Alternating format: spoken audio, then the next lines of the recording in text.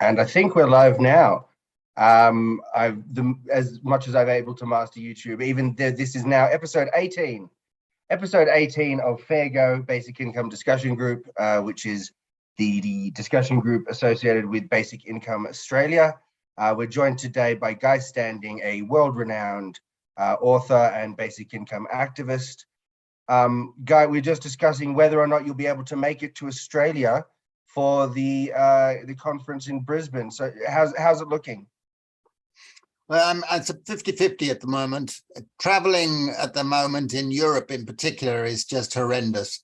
I queued in Amsterdam airport the other day in security for 4 hours and 20 minutes. That's crazy. The situation in airports has just gone mad. And they claim it's labor shortages, but I think it's also because the airlines have been rushing to increase their number of flights so that they can take advantage of the post-COVID desire for travel. But it's totally chaotic, crazy. So they wanted people to charge their credit cards, and they didn't really care if they had the capacity to service all those charges that they've just taken, right? We'll come back to all of that stuff. I mean, there's so much going on in the world in terms of supply chains and infrastructure and inflation and how that affects a basic income. But one reason we're talking is because there's a basic income conference coming up in Brisbane in September, at the end of September, starting on Monday, September 26th. Whether you're there in person or virtually, you have a long history with the Basic Income Earth Network, previously the Basic Income Europe Network. Why don't you tell us about the organization, your involvement, who are the key people, all of that stuff? Well, yeah, it began in 1986, and a small group of us had a conference. All of us had been working on basic income. And one evening we were having a beer, and I said, well, why don't we call ourselves Bien, the Basic Income European Network, because it's French, it's good, it's a nice name, it trips off. And immediately everybody said, yes, we've got to be calling ourselves Bien. And then what happened is that as we developed and had a series of conferences in Europe, more and more people were joining from around the world, in particular from the United States, from Latin America and Southern Africa and many parts of Asia. And so we decided to rename ourselves. We didn't want to lose the Bien, so we just kept it Basic Income Earth Network instead of European. And we've had now 20 conferences, and the last one in Glasgow, which was virtual, there were 1,910 participants, and from something like 60 countries. And the same was Hyderabad, the one before that. So it is a global network now. I've come to Australia a number of times. I was a professor at Monash for a while, and I've worked with Greg Marston, who's in Brisbane, and tried to help set up the Congress. We were going to have it in Brisbane, and then COVID struck, so it's been postponed. I think it will be a very exciting conference. The momentum is incredible now, and COVID, in a funny sort of way, has helped to generate that momentum. COVID's helped with basic income, but it hasn't helped with conferences. Conferences in general are having a hard time getting people physically back, like you were saying. So we may have a bit of an empty hall. I'm a little bit nervous about that, but that's all right. That'll give those of us who are there a more intimate engagement with the speakers who make it. I'm looking forward to seeing a lot of different people there. Now we'll get other people to start asking questions as well. So Jane, Stephen, Emma was here a second ago. I don't know where she's gone. Please raise your hand if you've got a question for Guy, but I'll abuse my privilege as chair and start with one. Your most recent work is called The Precariat. Is The Precariat. Is that right? That's the name of the book, as well as the class? Well, it's not my latest book. Sorry. But I will start with that. I mean, I've been advocating basic income for all these years, And one of the entry points that I have had for basic income is that the neoliberal economics of the 1980s and 1990s generated what I've described as rentier capitalism. And rentier capitalism means that more and more of the income is flowing to the owners of property, of assets, financial, physical, and intellectual. And in that context, a new class structure has developed. And that class structure has a plutocracy at the top, tiny percentage of rentiers, billionaires, etc., and a salariat that is shrinking, people with employment security and pensions and all of those things. And the old proletariat has been disappearing in Australia as much as anywhere else. And a new group, a new class has emerged underneath that, and that's the precariat. So I wrote this book in 2011, The Precariat, The New Dangerous Class. And it's changed my life because it's been translated into 24 languages. It's just come out as a third edition. And every single day, without exception, I receive emails from people who say, I'm part of the precariat. And the precariat, very relevant for basic income, because people, millions of people, are suffering insecurities, unstable labor. They have to do a lot of work that is not remunerated and is not recognized. They don't have an occupational narrative to give to their lives.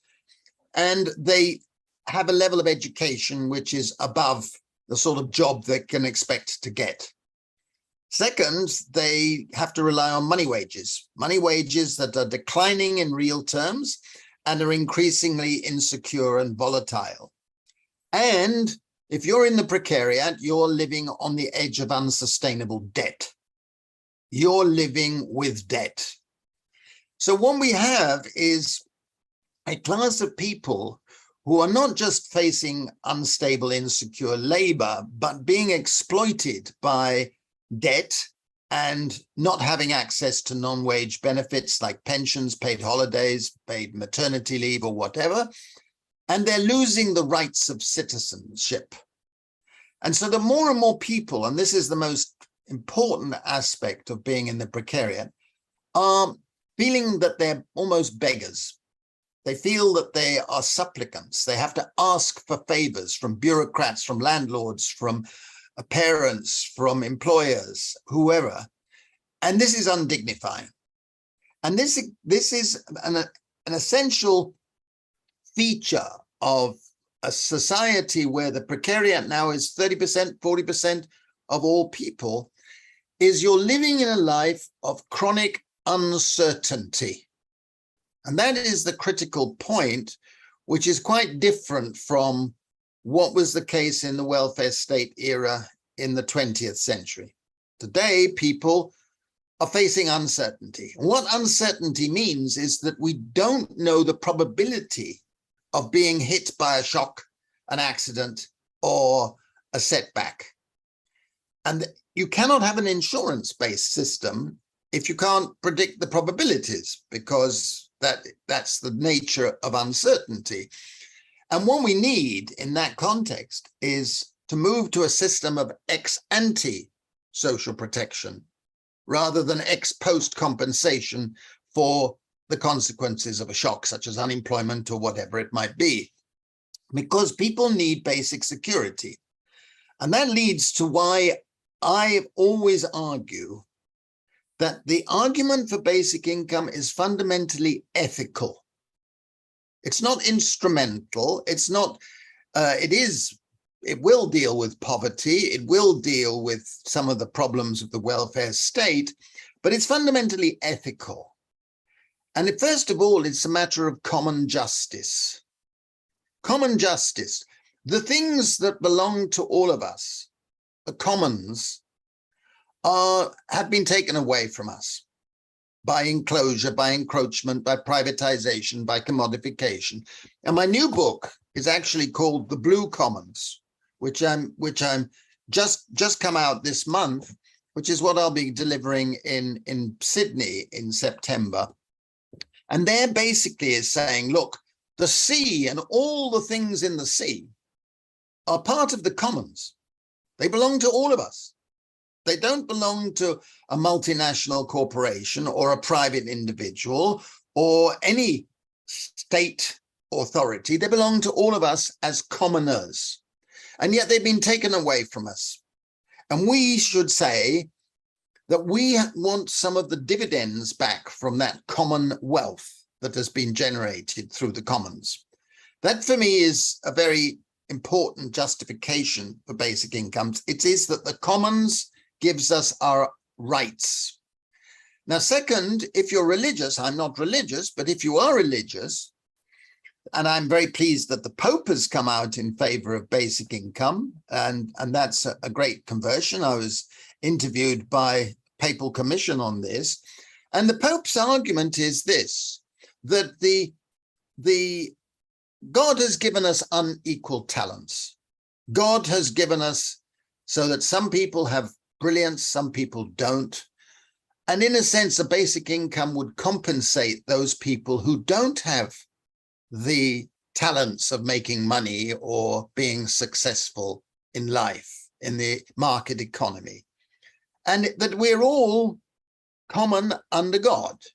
Now, I think that's a perfectly legitimate argument. It's also an ecological justice, which is fundamentally important for all of us today. Ecological justice is this. We know that the rich pollute far more than the poor. They cause global warming far more than the poor. It's they who are eating away at our commons, polluting the air, taking the sea, causing a lot of these problems. And the poor pay the price because they are having to suffer the consequences to a greater extent. So a basic income, in a sense, can be justified for ecological reasons, compensate those who are not causing much of the pollution. The second ethical justification is that a basic income would enhance freedom. It would enhance three types of freedom. It would enhance libertarian freedom, the freedom of choice. That's why Milton Friedman and Philippe Van Parijs and others have been supporting basic income.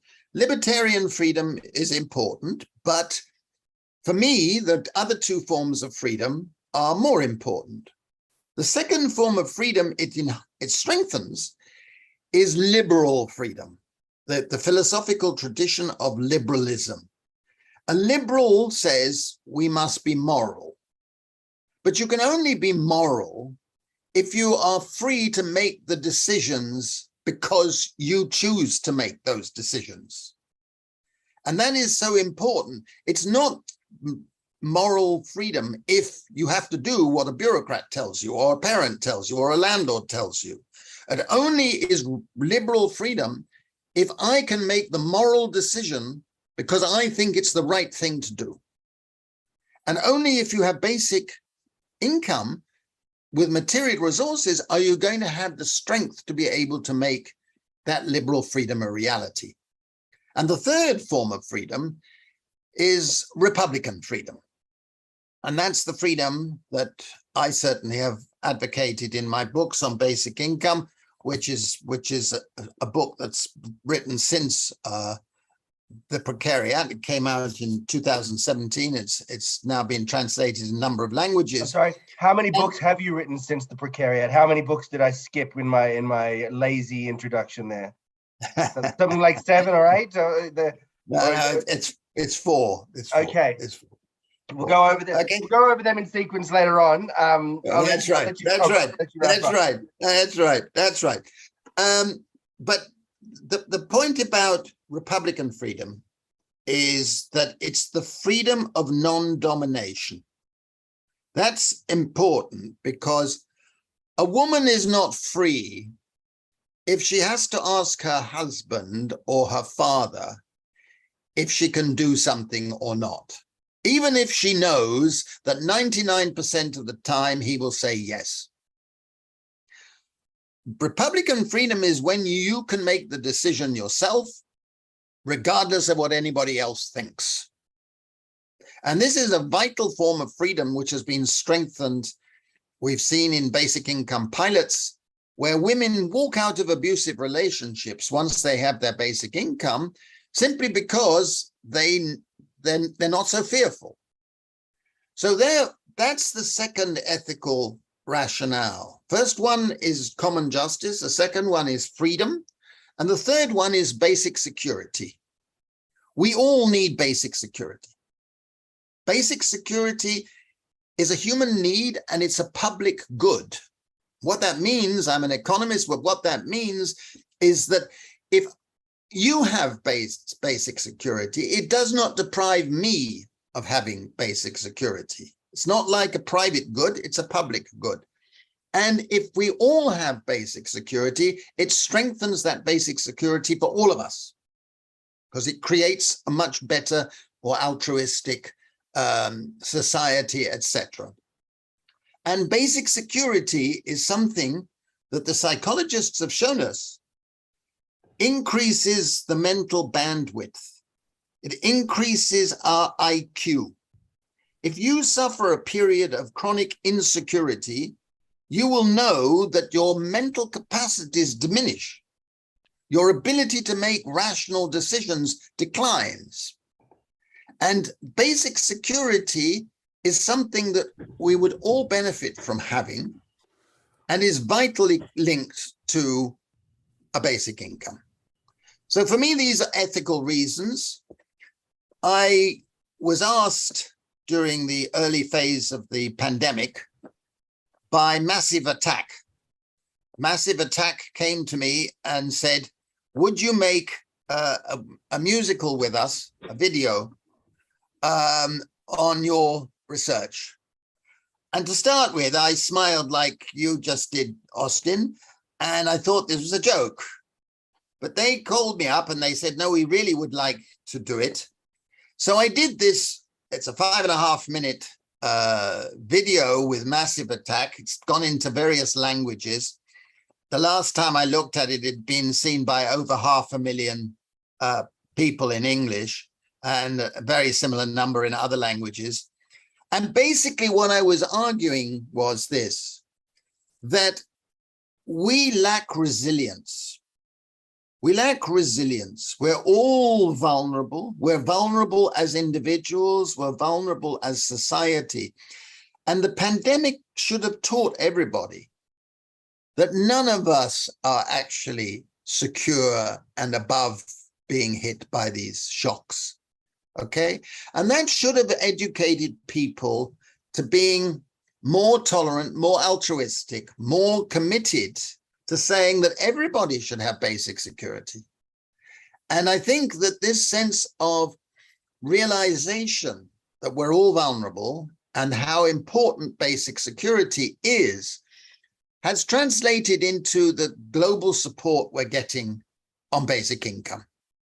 I mean, I've noticed, I've done 200 or more Zooms during the COVID period in 40 countries.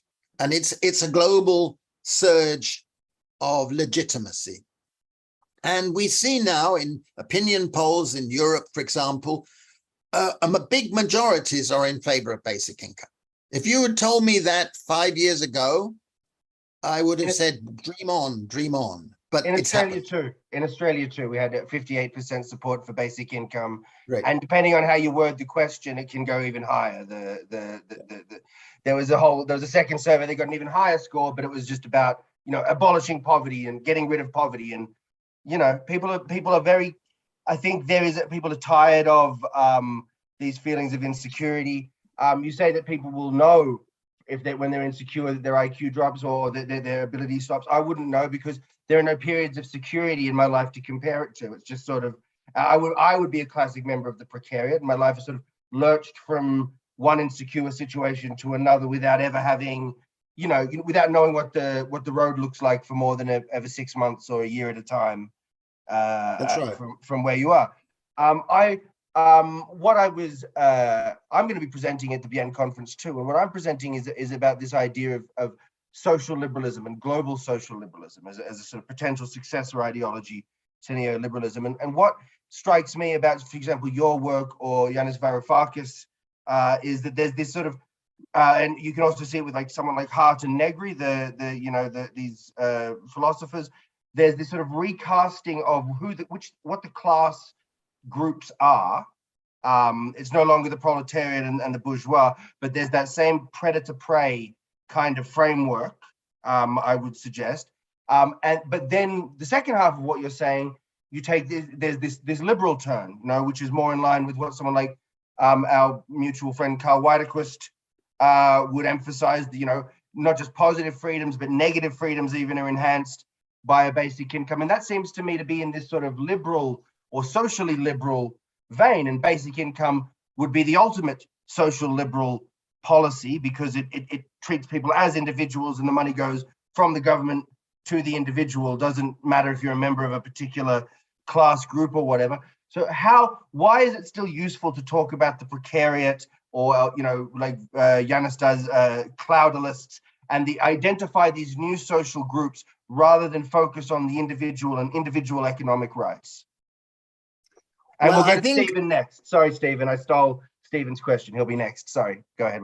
Okay. Yanis Varoufakis is a friend of mine, and he's endorsed my new book, and we've discussed these things a lot, just as I did with David Graeber before he died. And I think we must remember that class matters. And if you want a progressive politics, you have to understand the class structure that you're facing at the time. I think, for example, Labour parties and social democratic parties lost the plot some years ago in the 1990s, and they no longer excite the precariat or the young ecologically minded people because they're offering an agenda that was 20th century agenda. I think that now we have to couch everything we say and do in an ecological perspective and an ecological egalitarian perspective. We want to reduce the inequalities that really matter in life. And the inequalities include security. Security is a vital human need, and yet we know very well that millions and millions of Australians or British or whatever are living in chronic insecurity and suffering stress and medical conditions that stem from insecurity. We know that. And yet there is no policy for equalizing security. The same with control of time. Time is an asset. Time is an asset. If you're in the precariat, you have no control of your time. You have to do what you have to do. You have to get by. You have to prepare yourself. You have to queue. You have to fill in forms. You have to do this. None of it is paid for. None of it is recognized. And you are actually having a stressed existence because you don't know what's the best optimal use of your time. Okay. Now we need to think along those lines even further when it comes to the commons. My last two books have been about the commons, and the precariat value the commons more than any other group. The first book is called Plunder of the Commons, and then the Blue Commons. The commons belong to everybody and yet have been enclosed and taken away from all of us. And yet for the precariat, you need the commons because that provides you with your informal system of social protection, your informal networking, your informal places, your space, your access to nature, the access to something that belongs to all of us, that strengthens our sense of society. And I think it's very important to look at it in terms of class, whether you're a Marxist or a Weberian, it's less important. Could I suggest that, and we'll go to Stephen immediately after this, I swear, Stephen, could I suggest that, people who are in the precariat, rather than, protecting their access to public space, the first priority for them would be having more of their own private space. There's this sort of, I remember, I forget, it was one of these New York liberal magazines I was reading that was talking about, we're drowning in privacy. What we need is a true, public space. And it's like, well, that's the opinion of someone who doesn't have bad roommates. That's the opinion of somebody who doesn't have to, share a bathroom with 7 other Deliveroo drivers, right? So but wouldn't the precariat all just like to escape their precarity and become the salariat and become the bad guys in the narrative? And sorry, I promise we'll go to you next. Okay, let me just answer that one though, because it's a good question. I mean, privacy matters, having access to private space matters, and having access to public space matters. I don't want to put it, dichotomize it. All of those things matter. The trouble is that in modern capitalist society, many people in the precariat have lost their private space, they've lost their public space, and they don't have privacy. They've got the surveillance state developing, they've got the panopticon, etc. And we need to confront all of those things. That's to do with security.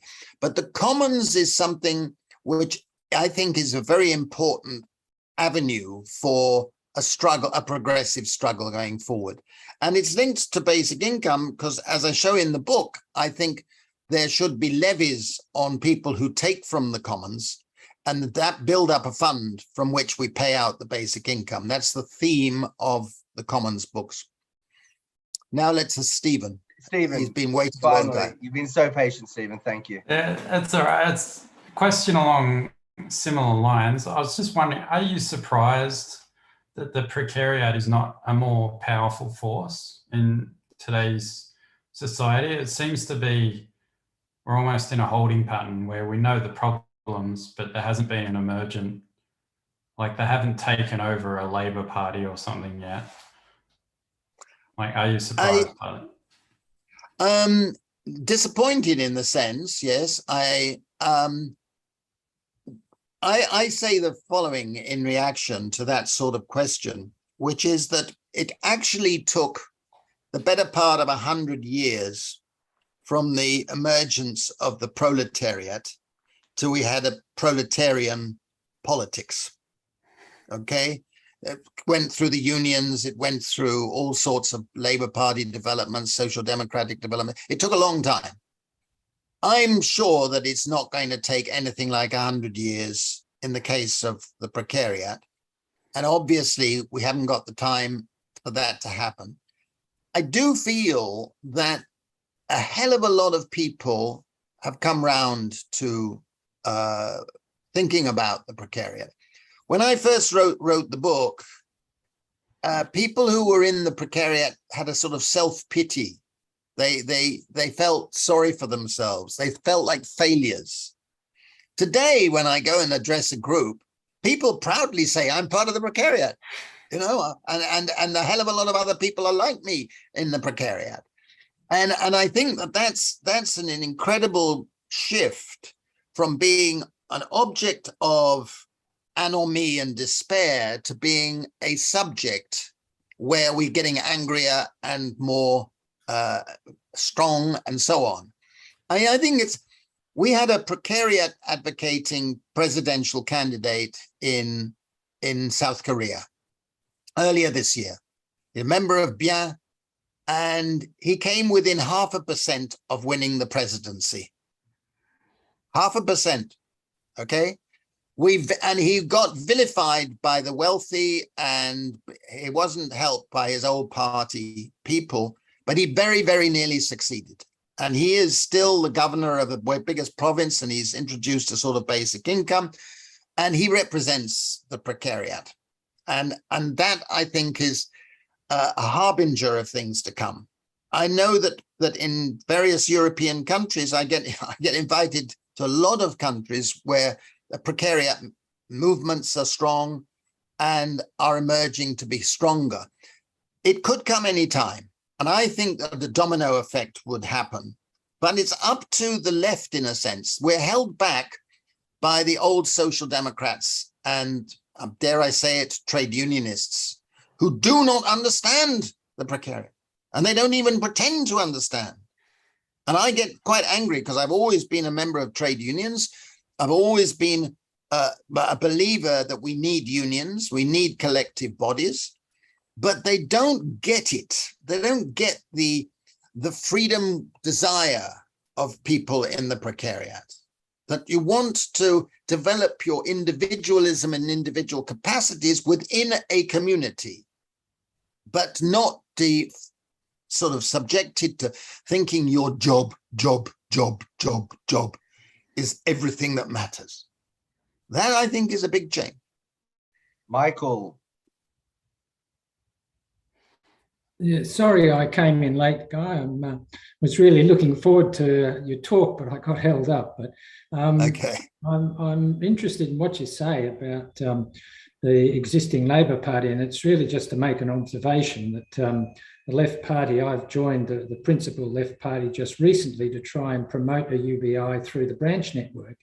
And interestingly, I'm 73, and I would say just about every member of this branch is my age. There's hardly any young people. All the young people seem to have gone to the Greens and to what we have in Australia, this New Teal movement, which is sort of like the right side of politics who wants to advance the Green movement. And so it seems to me, just as you said, this whole movement needs to overcome traditional unions, traditional labour, and that it might take some time. On the other side, and this is where my question comes in, is we see the precariat in Trump land and things like that, and the right side of politics and going to the extreme right. And do you get a sense of where the battle lines are drawn at the moment, Guy, or not? Yeah, I very good question. I've addressed that particular issue in the new edition of the Precariat, and I'd included it in a Precariat charter some years ago. But what you can see, and this is partly an answer to Stephen's point before, is that when a new class is emerging, it is internally split. And the Precariat was internally split along an attitude to time. First part, I call the atavists. These are the people who were part of the working class in the old sense and don't have a lot of education, but they've fallen into the Precariat, insecure jobs and so on, and they don't have what their parents had, or they don't have what they thought they should get. This group listens to the populist sirens like Donald Trump, Boris Johnson, Orban, and we've got a terrible thing in Italy called Brothers of Italy. They are all the neo-fascists, quite honestly, okay? They listen to them, and those are promising to bring back yesterday. They're promising to bring back sovereignty or greatness or blah, blah, blah, you know? It's a lot of crap, but it gets through, all right? Because it's simple. Then the second group, I call the nostalgics. The first group feel they've lost the past. The second group are people who don't have a sense of a home. They're the people that Austin was mentioning, but they're all mainly migrants, ethnic minorities crowded into tenements and so on, who won't vote for neo-fascist populists, but they don't have the courage or capacity to become politically active very much. Every now and then the pressures get too great and they have days of rage, as I said it in the book. But this group is potentially going to support a progressive politics if they hear it, right? And the third group consists of the young, mainly the young, who go to university, and they were told by their parents and their teachers, if you go to university, you will have a future, a career, a great success. And they come out of university and they don't have that future. They don't have that future. And they don't see careers, and they don't see anything but debt. And they listen to the cynicism of politicians, and they're very angry. Now, this group is looking for a new politics of paradise, as I've called it, a new progressive politics. And I believe that it's coming, but painfully. So what happens when a class is emerging is it's divided. Now, the good news is that first group has probably passed its peak. They're getting older, even older than you and me, in the sense that many of them are fading out of the political society and are losing energy. You know, like January 6th last year was their peak point, if you like, and they no longer are growing. I think they're declining. The progressive part has been expanded by COVID. It's expanded by the cost of living crisis that we're going through. It's being expanded by having to examine our values with this terrible war done by Russia. And it is a growing group. And I think the energy out there is fantastic. The energy is potentially there. It's a matter of, do we have the young politicians of values, of ethical capacity and charisma to get into that? On a Monday, Wednesday, or Friday, I'm optimistic. On a Thursday or Tuesday, I'm not so optimistic. But you know what I mean? I think that's where we are. I'm glad we got you on an optimistic day today. Yeah. I have to say, the current political moment makes me very anxious. I have to say, I was saying before Biden won and before Anthony Albanese won in Australia that I didn't really want them to win, even though I like their politics better than the Conservatives, because we've had this crash in the works. You know, Varoufakis, or I'm sure would his economics is focused on these problems of financialization, as I'm sure you discuss as well. And we've sort of what I feel like is happening is we've got this debt bomb that's been building up for decades. If you look at interest rates, they've been falling for decades because we've needed to pump more and more credit out into the system to keep it from blowing up. That's now going to land on Albanese, Biden, and the progressive, especially the Biden administration. Biden's now less popular than Trump was at this point in his presidency, down to 38% approval rating. And my fear is that these guys Biden is responsible, but not for what he's done as president, for all of the neoliberal bills he voted for over the last 40 years, right? But his presidency will be ruined by it, and we'll have Trump 2024. We'll have this awful man called Peter Dutton in Australia here, because the party that's in power will sort of hold the bag for all of this terrible sort of can-kicking behavior that's happened over the decades leading up to it. And I don't see the left as being positioned to take leadership the way that the right is in the crisis that's coming. And what am I missing? Am I too pessimistic? I know. I mean, you've put your finger on a lot of key points, obviously. I mean, I go back to Gramsci and, the pessimism of the intellect and the optimism of the heart. Yeah, optimism of the will. And I think we have, our job is to propose the components of a progressive policy strategy that appeals to the precariat. That I see as my job, and the job of all of us, in the sense that talking of basic income, for example, for me, basic income is not a panacea. It is a necessary element of a new progressive politics. Okay, it's a necessary element because of the things I've talked about, and it must be put in a composite package of a transformational agenda. And that transformational agenda goes to the pattern of work we're doing. I've long argued, and it's argued in the book and the Precariat, that we need to reconceptualize what we mean by work. I mean, work is not just labor.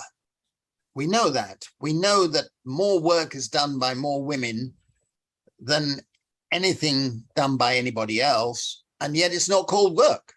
It's only called work when they get paid for it. Well, this is an absurd, sexist and ridiculous situation. The same with volunteering work, the same with what I call commoning work. And a lot of work that is done by a lot of people needs to be legitimized. We need to escape from the job fetish. Now, if I give a talk to the Precariat, they get that straight away. They get that straight away. It doesn't mean they don't want to work. On the contrary, they want to work. They don't want to be doing bullshit jobs or jobs that are not really answering to their needs for developing themselves and developing their community and contributing to their own personal development. And if we can escape from that old mantra of full employment, which means just any jobs is better than no jobs, which is crap, excuse me, then we will move the dial.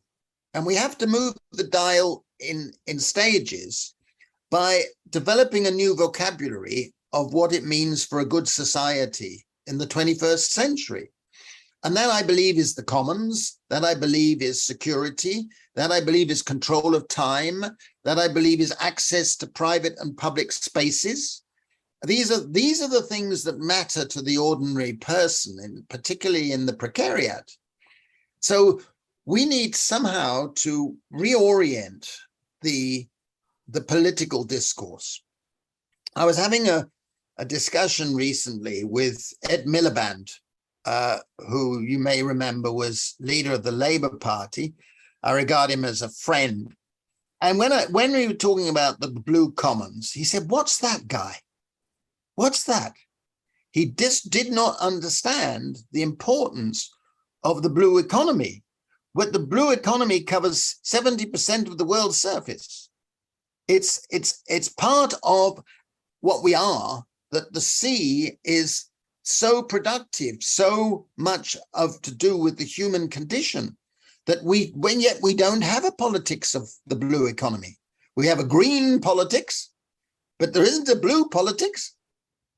Why not? There should be a blue politics just as much as a green politics. And that's one of the reasons why I wrote this book.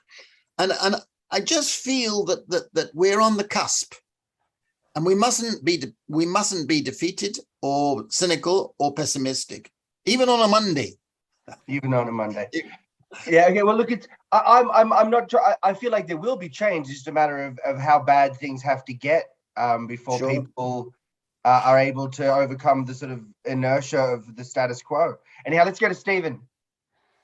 Yeah, I was just wondering, what's the prospect of, say, a celebrity politician or a billionaire politician just grabbing basic income and shoving it down people's throats and winning that way? Like, are you suspicious of that happening somewhere? Well, look, I have a confession to make, which is that I've been invited to Davos for 3 years to give talks at Davos. And I've had debates with a number of well-known billionaires at Davos and in Silicon Valley in California. And quite a few of them are actually in favor of basic income. Some strange names come through and they are in favor. They're usually in favor because they think that automation is going to do away with all the jobs and the people will have nothing to do. But I'm by their argument if it means that more and more of the income is going to go to the owners of AI and the technologies, which is what's happening. I'm not worried that an Elon Musk or a Mark Zuckerberg is suddenly going to become a philosopher king in charge of politics. I think that's one dystopia that we can put aside. But they are having incredible effects. We know that. We know that. I think that we need at the moment a sort of disruptive discourse in our politics that stops the left from being so cowardly. That, for me, it's much more that worries me. I mean, they are so timid. They are so pathetically timid. So when you say the left here, can you give us some examples of who you're thinking of? I mean, I know you've just said. Well, bad, I mean, you've got a new government, okay, with an opportunity.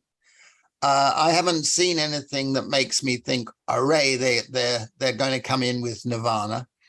We've got in Britain Keir Starmer, who's leader of the Labour Party. And I mean, we're meant to be advising them, but they won't listen. He thinks, he gave a speech last week in which he said, the answer is growth, growth, growth. Now, if a right-wing neoliberal said that, I would say that, yeah, that's what you would say, but this is disgraceful. But that was a right-wing neoliberal saying it then. It's just that there's a right-wing neoliberal leading the Labour Party, right? Like when you say absolutely. This is why I needed clarification, because when you say the left, I don't know whether you mean that or you mean about the bunch of tankies who want to tell us that, that Roger Waters telling us that no one in Syria got bombed by chlorine gas, or, But I think there are people. I mean, I love Caroline Lucas in Britain, and she's a friend, and she's the one and only Green MP in Parliament, and she's the best leader Labour could ever have. But at the moment, we're getting piglets running left politics. I hope, and this was one thing I hope, that one of these politicians will have what I call an Andrew Little moment. Now, I don't know if any of you remember Andrew Little. He was leader of the New Zealand Labour Party, right? And I knew him. I got on well with him. A nice man, genuinely nice man. But then he woke up one morning. I sort of metaphorically, he woke up one morning and he was shaving, and he decided he could not win. Because his personality was just not right. He didn't have the charisma. So he immediately resigned, and Jacinda took over, and the rest is history, right? And I just hope that, I mean, some of these characters who are just not fit for purpose would have an Andrew Little moment. I must say I'm not too optimistic on that one, but it's a dream.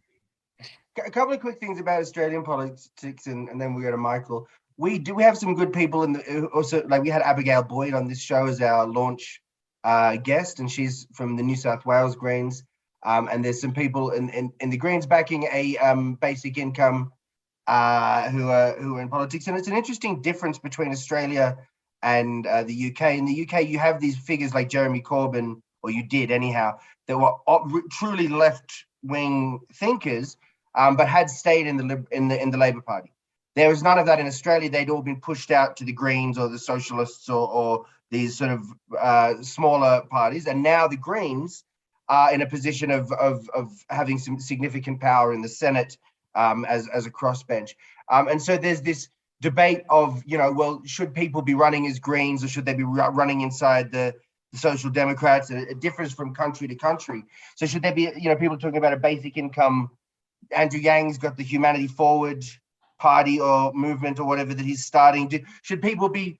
It depends on how your country works. What the rules of party registration and voting are and so forth. But what's your general thought of should the left be and basic income advocates be focused on the Labour Party or on minor parties? I think in general, those of us who favour basic income should be presenting a broad church, in the sense that look, we're arguing for basic income. You can fit basic income into a liberal philosophy, even a libertarian philosophy, or a socialist one, or a green-blue one, okay? Our job is to legitimize and explain what basic income is and what it would do. Now, you're listening to a man who's had the, I don't know whether you'd say misfortune or otherwise, of having conducted pilot basic income schemes in 4 continents. Now, that doesn't happen to many people. In fact, it hasn't happened to anybody. And I've been doing large scale and small scale basic income pilots. I've been involved, a big one in India, another one in Africa, some in Finland, and I'm advising the government of Wales, which is doing a pilot, and I'm advising the government of Catalonia. They're doing a pilot, and in Canada as well. Now, I believe more so than some of my colleagues in Bien, including Carl Widequist and Philippe, that basic income pilots are helping to legitimize why we want to have basic income. Because all the results from the various basic income pilots, and there are now something like 100 that are ongoing, incredible, incredible. And all of the results so far have been similar. And even though the methodology of the basic income pilots and experiments have varied enormously, okay, but the results have been remarkably constant.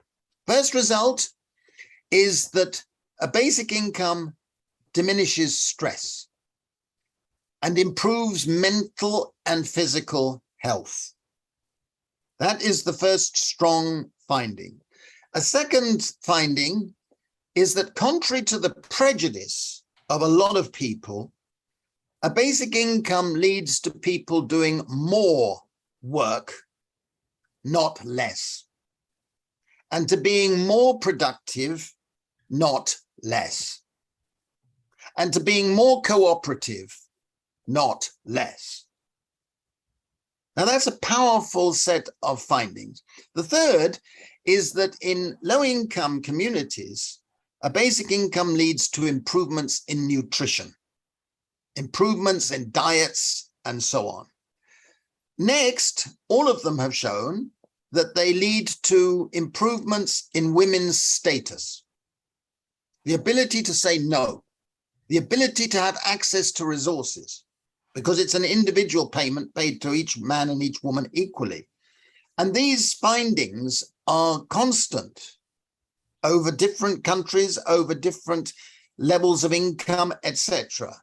And there are a number of other things that have been shown. Increase in community participation.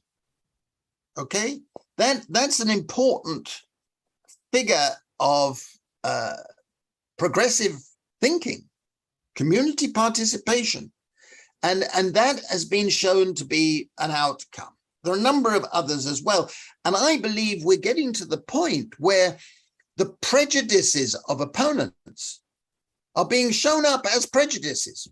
They're being shown up as that, okay? The evidence is vast that we have an empirical argument to back a theoretical and ethical argument. Now, I'm the first to say that you don't need pilots to make it legitimate, because fundamentally it's an ethical issue.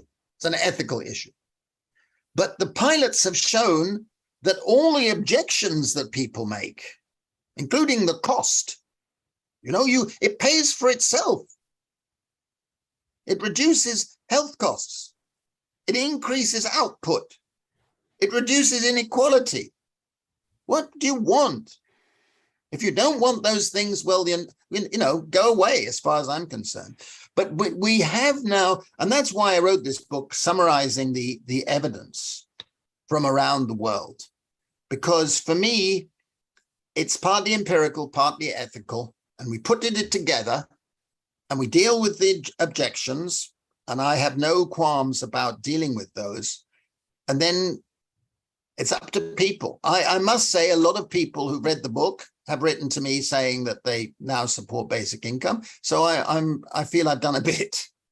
So it's an ethical thrust that motivates the book, but you address the empirical questions as a way of overcoming objections and showing that this is really something we could do. This is a viable option. It's on the table. Michael, let's hear your question.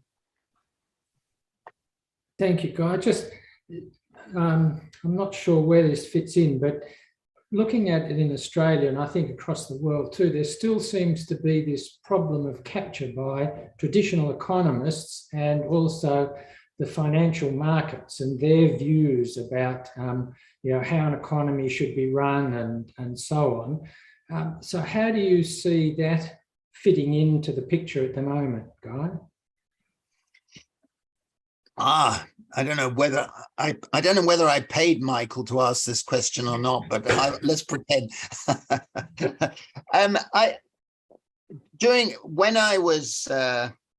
When I wrote this book on basic income, I was very angry about rentier capitalism and the nature of capitalism and the arguments for finance. And I wrote a book called The Corruption of Capitalism: Why Rentiers Thrive and Work Does Not Pay. And for some reason, that's gone into four editions. And it's a book I'm pleased I've written. Because for me, the economy is completely dysfunctional at the moment. It is a ridiculous situation that finance is now the completely dominant sector of our economies.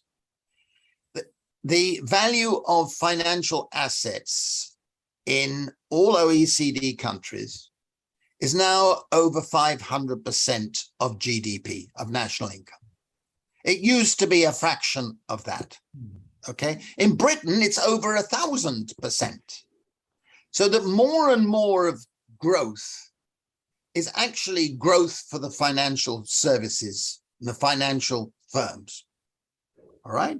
Now, finance thrives through getting people into debt. That's where it makes its money. We want everybody to be in debt. And they devise all sorts of ways of not only getting people into debt, but then making money from debt. It's called securitization. Give it a fancy name. And the corruption is gone to the point where we know our political elite are in a process of revolving doors between political positions and positions in Goldman Sachs or JP Morgan or BlackRock or whatever. And I show that, how it's an international phenomenon, okay? So that the basic corruption is that the system is made insulated by a tiny minority of politicians on the make who are wanting to go from a political position into a bank, an executive position. We're making phenomenal amount of money, and then vice versa. Can I just say there, Guy, that's exactly what's happened to our treasurer from the last government. He's just gone into Goldman Sachs. Absolutely. And I mean, and it happens the other way around. I list Goldman Sachsism, I call it in the book, because you can list dozens of finance ministers who've gone into Goldman Sachs or came from Goldman Sachs, then went into a finance ministry, then went back into Goldman Sachs. Now, what's the probability of that being a random outcome? Quite, exactly. So for me, the big change in the Biden White House, which made him different from both Trump and Obama, was that his advisors are all from BlackRock rather than Goldman Sachs. So that's the real change. That's the real changing of the guard that we've seen, is which of the huge investment banks is on top and therefore gets to staff the White House. Yeah, I mean, no, BlackRock, I've argued with the chief executive, Larry Fink. I had a big debate with him. At Davos? And what? Was it at Davos? Yes. Yeah, cool. I had a great long debate. And at one point we got to the point where he said you couldn't get rid of chief executives like me, and I said, "Oh, I might dream of that." and he got. But the point about BlackRock that is different from Goldman Sachs is that it now controls 20% of the shares of the world. That one company, okay, and it does it through an algorithm called Aladdin. And it's completely out of control. Nobody understands the algorithm except possibly in the dim mind of Larry Fink. He might, but I doubt it. I doubt it. Now, to me, this is a terrible situation where you've got finance basically ruling the world economy. So that, as you say, 3 of the top executives of BlackRock have gone into Biden's administration, or top positions. And the Goldman Sachs people keep going round and round. Now, where is the left opposing this? Where are the people on the left who are articulating a fundamental critique of this system? That's what worries me. They think it's too dangerous. Better not oppose it. Again, by the left here, you mean what people who are employed, who have professional politicians in the Labour Party, columnists at the Guardian? Like, where does the left begin and end because I feel like we've got some people on the left who are sort of, what I would call professional revolutionaries, the salaried revolutionary class. Yeah. I mean the mainstream left. I mean the mainstream left. I mean the Labour parties. I mean the Social Democrat parties, and so on. Yes, of course, you get people like me who are ranting about rentier capitalism and the plutocracy. But in the main, the mainstream politicians keep quiet. There's a lot of socialists who would be, and they have quite a large sort of online presence at least, who would be very actively critical of BlackRock and so forth, but then would turn around and say, "Oh, but basic income's just a neoliberal ploy to keep it." Because what I want is that, because basic income might stop the system from collapsing in on itself and causing great human suffering, and I don't want that, because I want all that human suffering to happen so that there can be a revolution and I can take a selfie in front of a burning police car. And so on and so forth. And perhaps been a bit guilty of this myself in the past, but and that seems to be there's quite a large left group to the left of these major parties that has been around for a long time. Lots of people are showing up at the rallies, and Naomi Klein sold many books, and there's lots of book tours, but it never sort of formulates into a movement on the left. The closest we got is something like Corbynism and the Bernie Sanders movement, which, as I also think it's interesting to note, they didn't have a strong workplace contingent, even though they're this traditional social democratic party. It more sort of started in the political parties, in the formal political process, and then spread back to the union. So, I mean, how does that formulation all sort of shake out? And also, given the current political moment, I mean, isn't it all about to blow up? All of this, the whole financial sector, left to its own devices, is just about to run out of road and go off a cliff anyhow, isn't it? Well, I had the privilege of being economic advisor to John McDonnell, who was the shadow chancellor under Corbyn. So I interacted with Corbyn and John a lot in the run-up to the last election. We always knew that we were going to lose because the media and the donors and the Brexit was going to be fatal, the combination. And Jeremy didn't handle the Brexit situation very well. I'm anti-Brexit. I thought Brexit was a disaster for Britain. But I think what we're going to go through now is a series of changes. And that's why I say we shouldn't be pessimistic. We should work for those changes. We are at a transformational moment. The old left, mainstream left I'm talking about, not the radical Trotskyites or the communists or whatever, they're off the fringe. But the mainstream social democratic Labour parties are effectively dead men walking.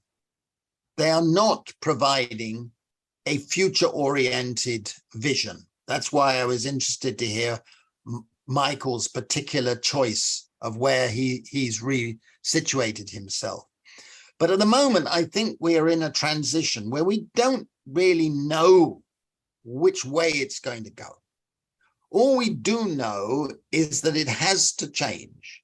And therefore, our function and our energies should be towards helping to make that change possible. I think it's quite possible that within the next 2 years, as we come out of the post-COVID period, that we're going to see a surge of energy. I was invited to the Netherlands a couple of weeks ago, and I was really impressed by the youthful energy of the precariat there. It's the same in Spain. I mean, that there is a fantastic energy there. And so I think all we can do in such a time is to put forward the ideas we believe in, explain why we think they're correct, and then hopefully reach out to people who are open to those ideas. And that really means probably those people who are anything from 15 to 30, mostly, right?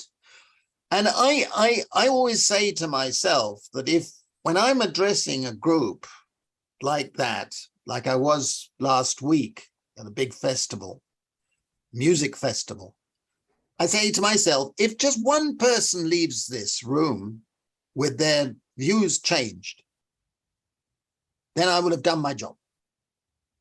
Okay? I think we have to be humble enough to say that. You obviously hope for much more than that. But I've been on a long journey with basic income, and I believe we are close to seeing it come. I really do. And we've now got to the point where we're not regarded as mad and bad and dangerous. We're regarded seriously. Okay? And that is, it's a long way to have come that way. But I believe we're on the point at which the old policies have failed dramatically. Means-tested benefits are a disgrace. You have to have so many sanctions. You have to have so many, they're a disgrace. And we need to keep hammering away. And I believe that things will change. And that's really the key message I want to leave you with. Okay.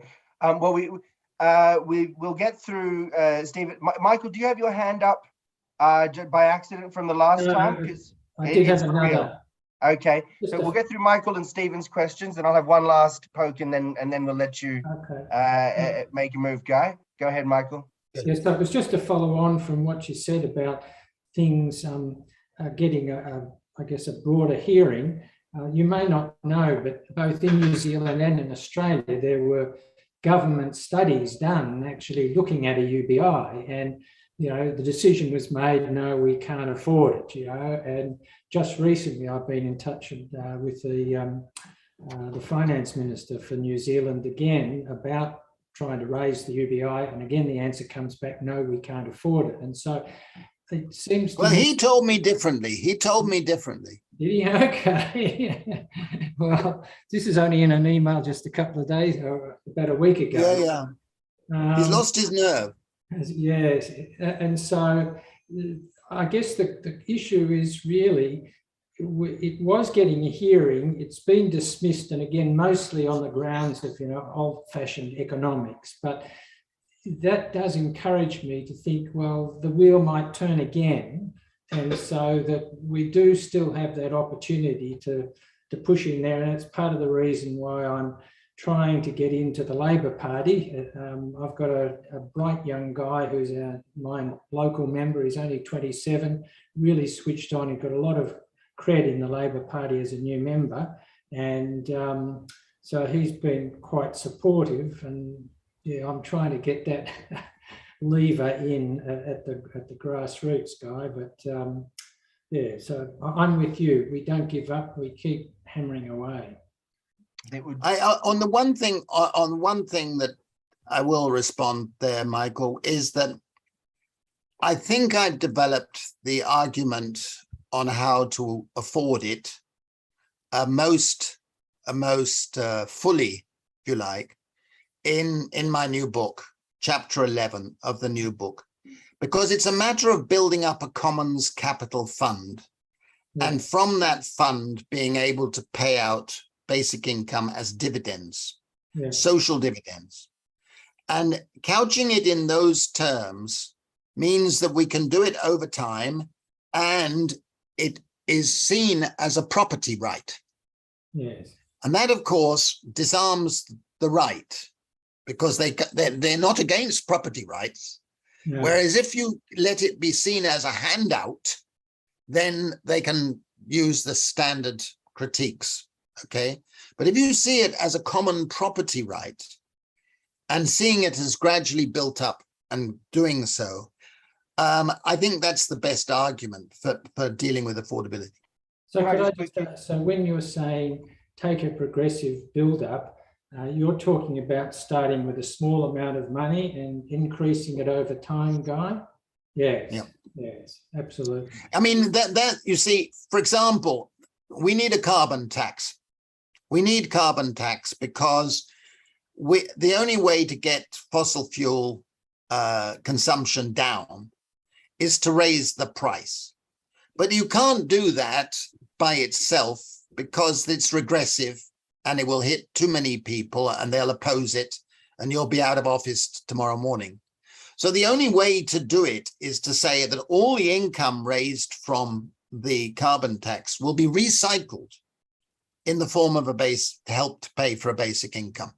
And you can do that with the land value tax. You can do that with various other commons related tax. And by that means, you build up the fund quite quickly and you do what they've done in Norway, which is a very successful way of building up a fund from which you can pay out dividends to everybody. Yeah, so they've based theirs on fossil fuel, of course, but yeah, of course. Yeah. But you don't have to do it on. Then you don't. I mean, I would do it. I would have a levy on oil and gas, of course. But you don't have to do it just on those things. There are other forms of encroachments on our commons, for which we should be compensated. Yeah. And the building up of a fund is what's needed. We'll go to Stephen in a second for the last question of the night, but I want to jump in with my question now because it follows on that topic. Jeff Crocker, the British basic income author, we've had him on talking about in his book, Basic Income and Sovereign Money, which is an approach that a few people in our group, the group here, are quite sympathetic to. You know, it's sort of MMT, but instead of a jobs guarantee, you use the money that you create, the government creates to fund a basic income, and this sort of replaces the financial sector as the main entry path for money into the consumer economy. So at the moment, money goes to the financial sector, from the financial sector to the labor market, from the labor market into people's pockets, and so on. And you're suggesting we leave that in place and start this separate fund which pays for the basic income. Jeff says that no, we fundamentally reshape how finance works, and we start with this debt-free sovereign money. Are you opposed to that approach? Jeff's a friend of mine. I've discussed his theory many times with him. He's very convinced by his theory. I think it's attractive in many respects. I don't think it would work after round one. I think it stems from a view which is correct, which is that GDP has risen faster than per capita earned incomes, and that has been made up with debt, so that debt has become a higher percentage of total income.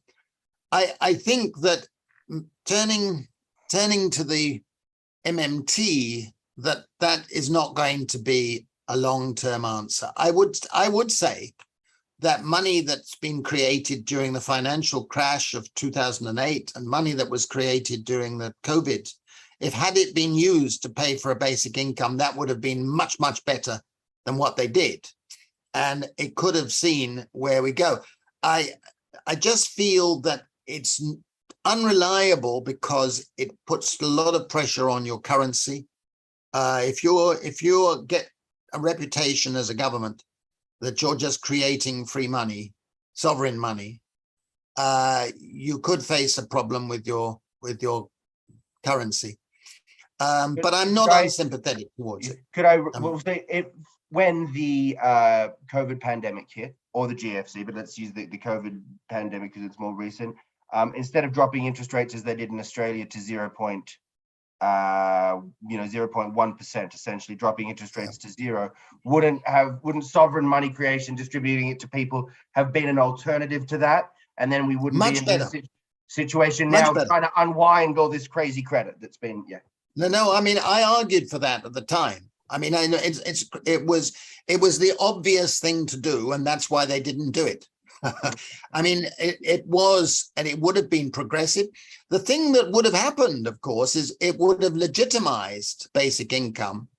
And then I doubt if they would have ever got rid of it once they had it. And that was one reason why the bankers didn't want to do it. But of course, that would have been a much better course of action, of course. And anybody who pretends otherwise.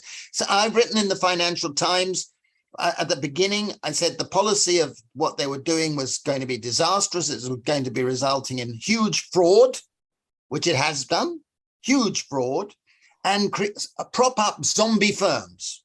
I mean, just mad policy. But the financiers were in control.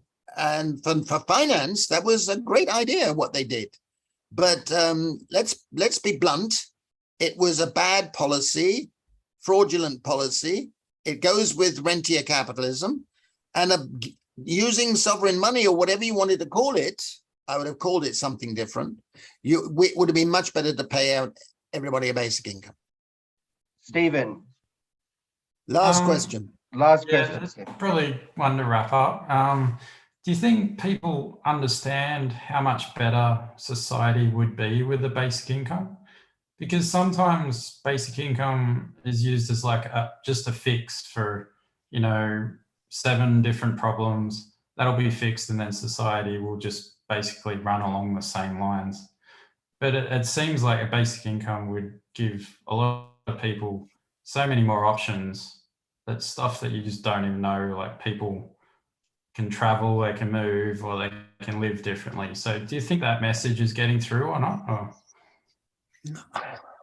I mean, I think it's a very good question on which to end, because I believe in what you just said.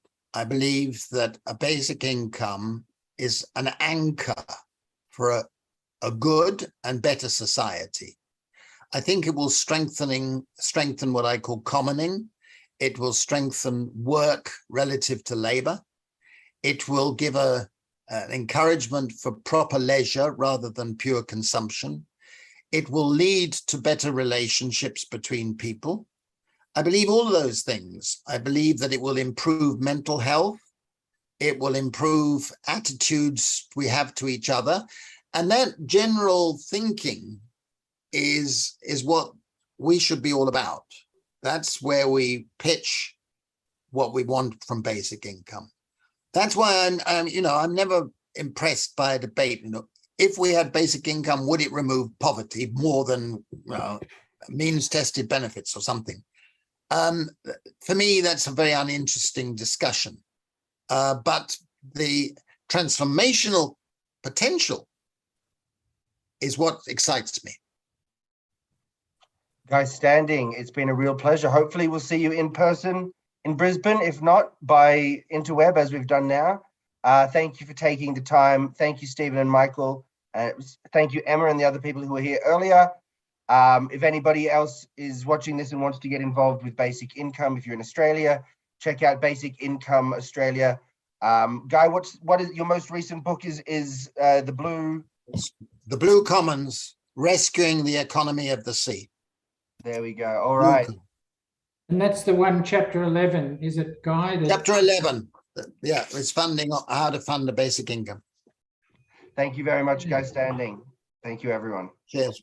Cheers. Yes. Great. Thank you. Bye-bye. Bye.